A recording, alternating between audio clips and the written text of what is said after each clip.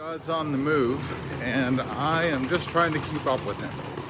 Traveling through an airport right now, and just want to share with you some things that God is doing as I follow after him. You see the gates going by, but really lots of doorways that you say, Lord, which door are you going to open today, and which door will you close?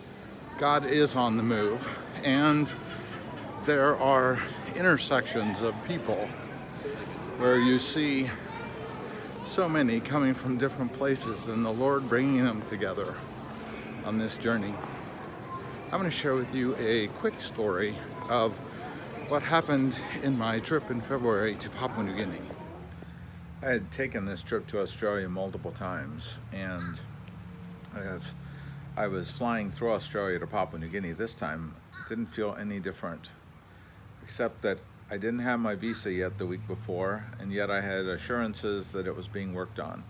So fully confident, in fact, that I would be able to get that visa.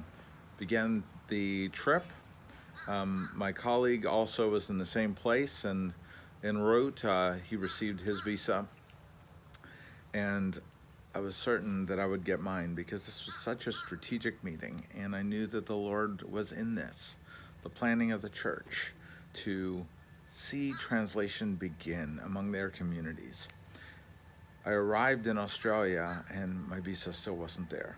I remember communicating then, and my visa changed from undecided to deciding, and I was pretty certain it would come in that morning. So all the way up till when the flight left, I waited with my colleague, and then I waved goodbye as he boarded the plane. I was devastated. Lord, is there something that I have done? Is there sin in my life? The thoughts that morning were unbidden but kept coming. And I was fasting both for my visa but for the upcoming meetings. So I called friends and I said, hey, here's the situation. I'm staying at least one night because I don't know when my visa will come in. Can I stay with you? And they said, sure, come over. So I went to their house, but even through that night into the next morning, I was unable to just put to rest these thoughts. Is Satan trying to stop this from moving forward? Is there some place of sin that the Lord wants me to confess? All these sorts of thoughts. Is there something I did wrong? Is there someone on the other side of the water that is blocking this? And I kept bringing these thoughts to the Lord, saying, God, take these thoughts. But I didn't have peace. And so it was about 4 a.m. the next morning when suddenly I just felt a peace come, and the Lord say, Jamie, I was the one who did this. And it was like I had not considered that in God's sovereignty, this was actually his plan. He had closed the door on the visa for some other purpose. So I fell into a deep sleep and awoke actually a couple hours later feeling very refreshed. And the first thing that I saw while doing my devotions out back in the garden was a text from a friend that came in, and it said, this is what I heard, my peace I give to you from the Lord. And so I'm sending that to you. It was just confirmation that the Lord was in this. Later that morning, my host said, hey, I go meet with a group of guys, and I'm going, it's today. I said, okay, great, and I joined him. I would hear there just the lament of some of these pastors and leaders of, what was happening in the church, and they were sharing just in their own lives. And it was at that moment that it became so real to me why I was there. Some of these were church pastors of the United Church, the very same church that had planted the church in Papua New Guinea, that had exploded and grown in amazing ways. And so I just shared a little bit of the journey of the church that I was seeing now in Papua New Guinea, eager to see the remaining languages in their province all getting scripture. A church that was now much larger than the Australian church that had founded it.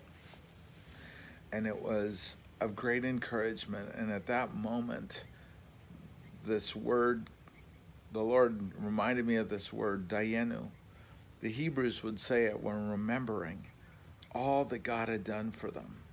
And they would say, Dayenu, it would have been enough, is what it means. If God had just taken us out of Egypt.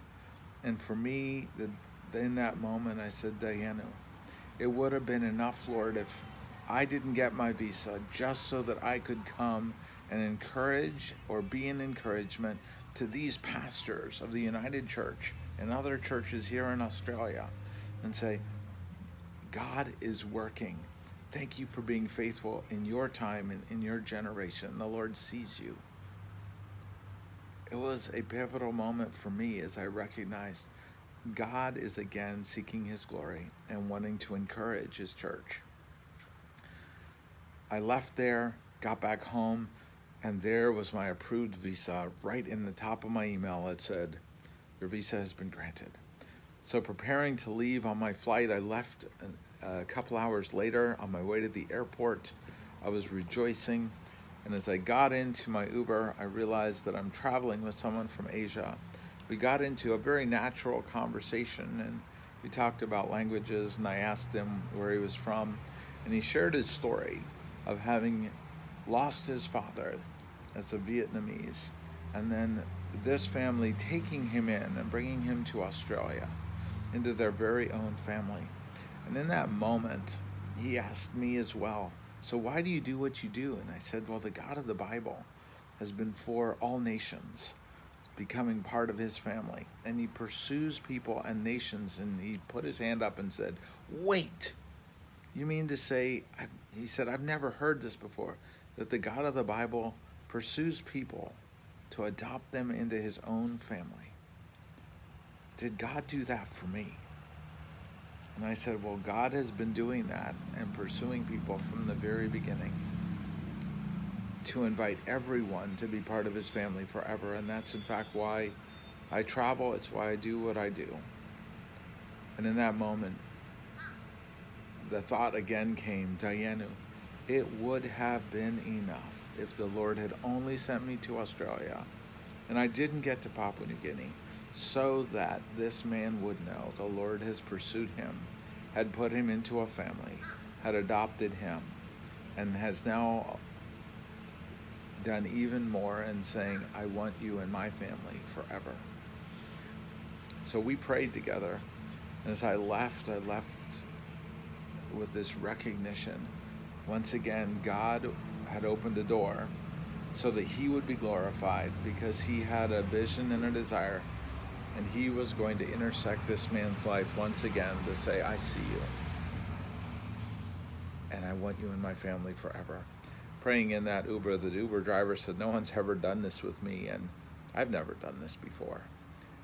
I want to stop this story now to say there would be even more events in this trip.